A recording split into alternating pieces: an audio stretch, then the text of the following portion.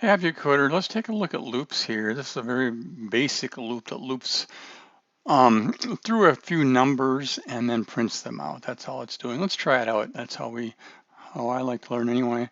For muscle memory, I'm going to retype it. This is actually what we're doing here, but I'm going to retype it so I learned from muscle memory. While, oops, not while yet. We have to set the loop variable. This is called the loop variable. It's the variable that's going to control how long we loop.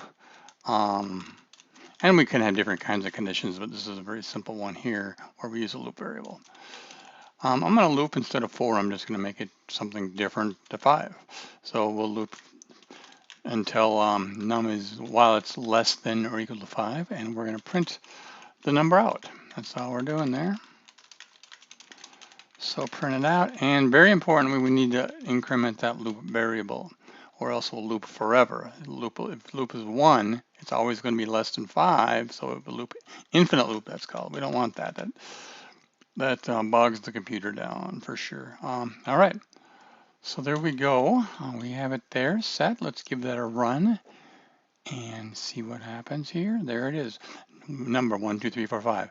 So between the block, the squiggly left and right, or the braces, that's called a code block. That's a block of code. So that's what's going to run while this condition here is true. So while the number is less than 5, this code block is going to continue to keep running. Now the number is increasing each time. So first loop it's 1, then 2, 3, 4, 5.